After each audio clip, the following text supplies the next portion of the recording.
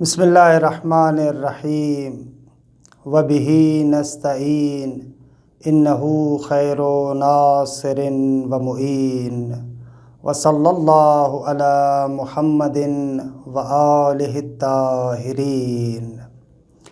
پروردگار عالم آپ تمام عزیزان کی توفیقات خیر میں اضافہ فرمائے اور خداوند متعال ہمیں اس ماہ مبارک رمضان کے فیوضات سے مستفید ہونے کی توفیق عنایت فرمائے۔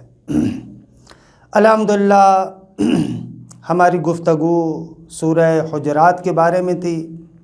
گزشتہ جلسے میں 7 اور 8 نمبر آیت کے بارے میں چند معروضات آپ کی خدمت میں پیش ہوئے۔ ایک آدھ نقطے کی طرف توجہ دلا کر بعد والی آیت کی طرف چلتے ہیں۔ 7 اور 8 نمبر آیت میں پروردگار عالم نے ارشاد فرمایا کہ پہلے اس نقطے کو احساس کرو، وَاعْلَمُوا أَنَّ فِيكُمْ رسول اللہ ہے۔ اس کو احساس کرو، محسوس کرو کہ اللہ کا رسول فقط تمہارے اندر ہے، تمہارے پاس ہے۔ بہت ساری امتیں گزری، بہت ساری اقوام گزری ہیں، لیکن پیغمبر اکرم جیسی نعمت ان کو نصیب نہیں ہوئی۔ لہٰذا پہلے مرحلے میں وَاعْلَمُوا، خبردار، توجہ دلائی جا رہی ہے، جان لو، توجہ کرو، أَنَّ فِيكُمْ رسول اللہ ہے، رسول اللہ آپ کے پاس ہے۔ لَوْ يُطِيعُكُمْ فِي كَثِيرٍ مِّنَ الْأَمْرِ لَعَنِتُّمْ، پیغمبر اکرم خود متواضع ذات ہے، تمہارے ساتھ مشورہ کرتا ہے، خود عقل کل ہے، لیکن اس کی بزرگواری دیکھیں کہ آپ اور ہم سے مشورہ کرتا ہے۔ وہ جو مسلمان وہاں پر موجود ہے ان سے مشورہ کرتا ہے، یہ اس کی بزرگواری ہے۔ لیکن تمہاری توقع یہ نہیں ہونی چاہیے کہ جو بات بھی پیغمبر کے محضر میں تم کہو اور تمہارا ذہن ہو کہ حتماً وہ تمہاری بات پیغمبر مانے نہ۔ اگر ایسے ہوتا تو لعنتم، تمہارے لیے مشقت ہوتی، تمہارے لیے رنج کا سبب بنتا۔ اور مومنین کے لیے پروردگار عالم نے ایمان کو محبوب قرار دیا ہے۔ اگر یہ بہت ہی اہم ہے کہ کل میں تھوڑا سا جلدی میں گزرا تھا، وَلَكِنَّ اللَّهَ حَبَّبَ إِلَيْكُمُ الْإِيمَانَ، اس جملے کی گہرائی کو سمجھیں۔ نہ فقط یہ کہ مومن ایمان لے کر آتا ہے، بلکہ ایمان اور عقیدہ اس کے لیے محبوب ہوتا ہے۔ یہ بہت بڑی بات ہے۔ ہو سکتا ہے ایک بندہ مومن ہو، مسلمان ہو، عقیدہ رکھتا ہو، لیکن اپنے عقیدے سے محبت نہ کرتا ہو۔ آیہ کریمہ فرما رہی ہے کہ خداوند متعال کی مومنین پر خصوصی عنایت یہ ہے کہ حبب الیکم الایمان، اصلاً ایمان تمہارے لیے محبوب ہے۔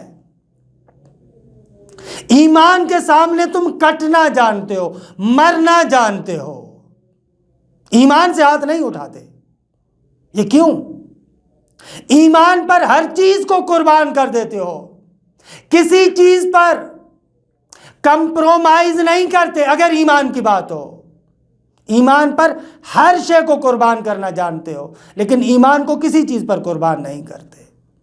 اور ہاں، وَزَيَّنَهُ فِي قُلُوبِكُمْ، اور اسی ایمان کو تمہارے قلب اور تمہاری دل کے لیے زینت قرار دیا ہے۔ اچھا، یہ ایک طرف ایمان کا۔ دوسری جانب سے کفر ہے، وَكَرَّهَ إِلَيْكُمُ الْكُفْرَ وَالْفُسُوقَ وَالْعِصْيَانَ،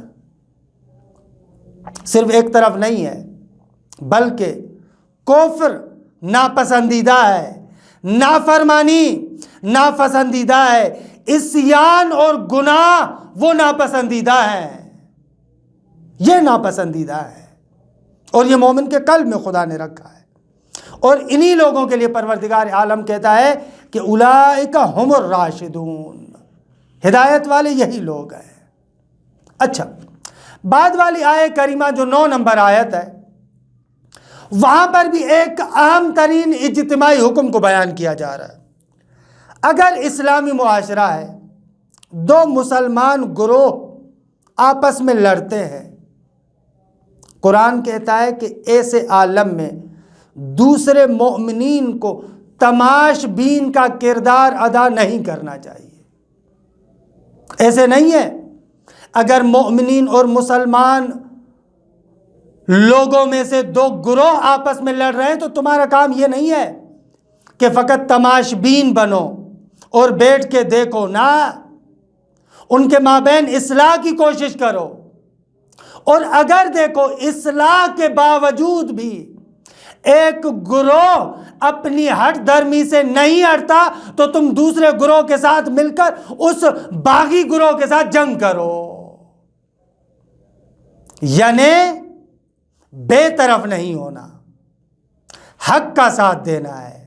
دیکھیں اس آیہ کریمہ کو، وَإِن طَائِفَتَانِ مِنَ الْمُؤْمِنِينَ، اگر مومنین میں سے دو گروہ اقتتلوا، آپس میں قتال کرے، جنگ کرے، لڑے، تو کیا کرے؟ فَأَصْلِحُوا بَيْنَهُمَا، تو تمہارا کردار یہ کہ ان کے درمیان اصلاح کرو۔ یہ دیکھیں ظاہر میں کتنا چھوٹا سا حکم ہے، لیکن عمل کریں تو اس کی کتنی افادیت ہے۔ دو مسلمانوں کے گروہ لڑے، تمہاری ذمہ داری ہے خاموش نہ رہو، کوشش کرو ان کو آپس میں اصلاح کرواؤ، ان کو آپس میں بناؤ، صلح کرواؤ۔ لیکن پھر بھی فَإِن بَغَتْ إِحْدَاهُمَا عَلَى الْأُخْرَى، آپ کی اصلاح کے باوجود آپ دیکھتے ہیں کہ ایک گروہ دوسرے پر بغاوت کرتا ہے، خاموش نہیں ہوتا، تو پھر کیا کرو؟ فَقَاتِلُوا الَّتِي تَبْغِي، جو بغاوت کرتا ہے اس کے ساتھ قتال کرو، تم بھی لڑو، حَتَّى تَفِئَ إِلَىٰ أَمْرِ اللَّهِ، یہاں تک کہ وہ باغی گروہ اللہ کے امر کی طرف پلٹ کر آئے۔ فَإِن فَاءَتْ، اگر پلٹ آیا، فَأَصْلِحُوا بَيْنَهُمَا بِالْعَدْلِ، تو ان کے درمیان بھی اصلاح کراؤ عدل کے ذریعے سے۔ یہ آیت کے اندر بالعدل کا لفظ بہت ہی اہم ہے۔ ہمارے ہاں جو عام طور پر ایک اشتباہ ہوتا ہے، دو گروہ اگر آپس میں لڑتے ہیں نا، اگر ہم کوشش بھی کریں کہ ان کو آپس میں بنائیں، صلح کروائیں، تو ہماری زیادہ سے زیادہ کوشش یہ ہوتی ہے کہ ہم کہیں کہ جھگڑا ختم ہو جائے۔ لیکن قرآن مجید کی آیت کہتی ہے کہ نہ، فقط جھگڑا ختم نہیں کروانا، فَأَصْلِحُوا بَيْنَهُمَا بِالْعَدْلِ، عدل کے ساتھ صلح کرواؤ۔ دیکھو ان میں سے کون ناانصافی کر رہا تھا، جو ناانصافی کر رہا تھا اس پر جریمہ رکھو، جس سے ناانصافی ہوئی ہے اس کا ساتھ دو۔ بھائی اصلاح کا کام فقط یہ تھوڑی ہے کہ دونوں کا جھگڑا ختم کروا دے، نہ، جھگڑا ختم کروانا تو فقط اصلاح نہیں ہے۔ فَأَصْلِحُوا بَيْنَهُمَا بِالْعَدْلِ وَأَقْسِطُوا، اور ظاہر سی بات ہے جب اصلاح کے مرحلے میں آتے ہو تو وَأَقْسِطُوا، تو عدالت کو مد نظر رکھو، اپنے مفادات کو مد نظر نہ رکھو، اپنے تعلقات کو مد نظر نہ رکھو، اپنی رشتہ داریوں کو مد نظر نہ رکھو۔ معمولاً دیکھنے میں یہ آتا ہے جب بھی کوئی بندہ حکم بنتا ہے، درمیان میں آتا ہے، تو کبھی اپنے مفادات کو دیکھتا ہے، کبھی اپنے تعلقات کو دیکھتا ہے، کبھی اپنی رشتہ داری کو دیکھتا ہے۔ قرآن کہتا ہے نہ، وَأَقْسِطُوا، عدالت کرو، إِنَّ اللَّهَ يُحِبُّ الْمُقْسِطِينَ، خداوند متعال عدالت کرنے والوں کو پسند کرتا ہے۔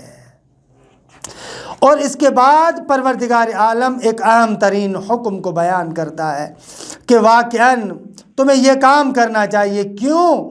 اس لیے کہ انما المؤمنون اخوہ۔ اللہ اکبر، یہ آیہ کریمہ ایسی ہے کہ ہمیں واقعاً پمفلیٹ بنا کر در و دیوار پر لگانی چاہیے۔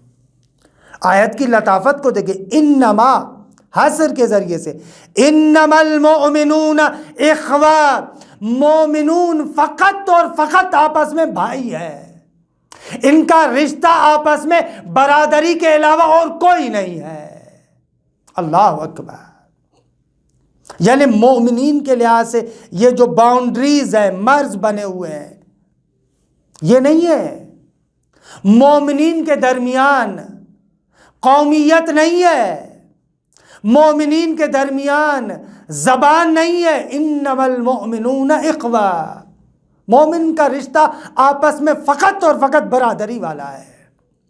اگر آپس میں بھائی ہو، اگر یہ تم لوگ سمجھ لو اور اس کو واقعاً اپنے وجود کے اندر تسلیم کر لو تو بہت سارے مسائل خود بخود ختم ہو جائیں گے۔ فَأَصْلِحُوا بَيْنَ أَخَوَيْكُمْ، جب تم لوگوں کا آپس میں رشتہ برادری کا ہے، جب دو بھائی آپس میں لڑتے ہیں تو تیسرا بھائی دیکھتا ہے یا اصلاح کرواتا ہے؟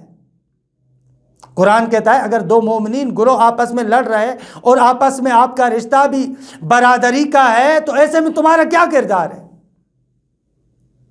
فَأَصْلِحُوا بَيْنَ أَخَوَيْكُمْ، اپنے بھائیوں کے درمیان اصلاح کرو، وَاتَّقُوا اللَّهَ لَعَلَّكُمْ تُرْحَمُونَ، اور تقوی الہی اختیار کرو، لَعَلَّكُمْ تُرْحَمُونَ، شاید خداوند منان کی رحمت تمہارے بھی شامل حال ہو جائے۔ گویا کہ خداوند متعال یہ فرماتا ہے اگر مومنین آپس میں لڑتے ہیں، اپنے آپ کو سائیڈ پہ نہ کرو، تم ان کے بھائی ہو۔